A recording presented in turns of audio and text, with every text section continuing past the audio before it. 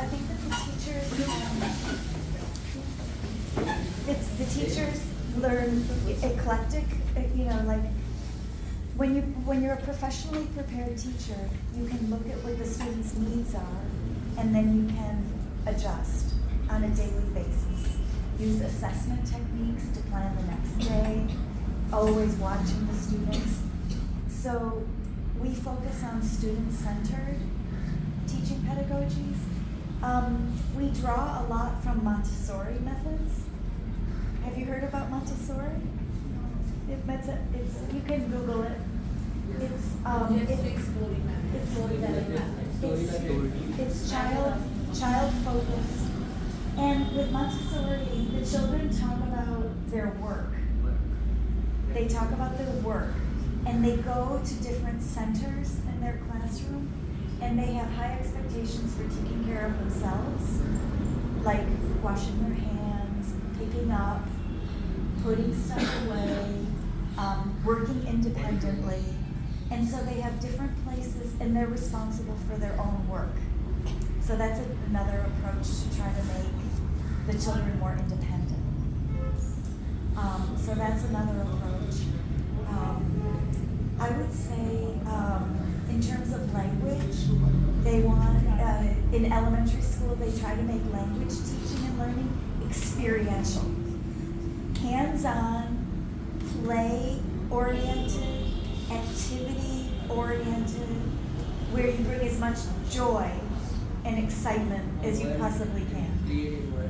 Creative, a good environment, creative environment, respectful, always respect the students, encourage them, motivate them. You never want them to feel shy about trying to use English. So every attempt they make, you encourage. Every attempt you make, you encourage. And so those are some of the things that we focus on in elementary. Children learn by easy methods. Yeah, and make sure that everybody can participate, right? Like you don't want only the ones in the front to be participating. You want everybody to be able to do things. So cooperative learning and communicative teaching approaches, integrating reading, writing, speaking, and listening.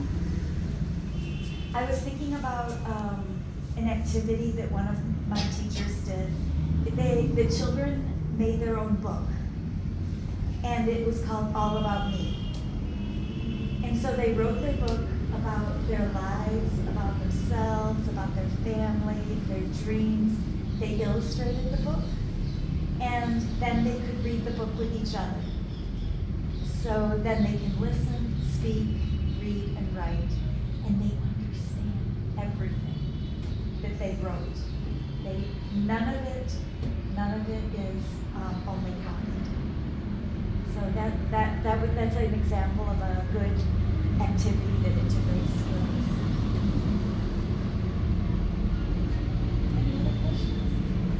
Ma'am, as a language teacher, how do you teach language to a student? That some students are not interested in learning other languages, like even English. Most of the students are feared of English. How do you handle that? I think that one of the best ways to do that is to tap into youth culture. I mean, you can say young people have their own culture, right? Their own music, their own like social media lives, or their own world. And Same so, as me, man. That I have learned Japanese from anime, Japanese cartoon, yeah. yes, Japanese songs, etc. And I have learned Japanese from internet. And so you understand the rewards. Yes. Like if you learn a little Japanese, then you can access like a whole new world, right? Yes.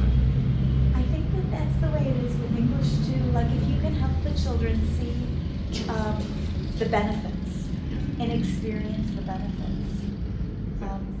that's one of the best things.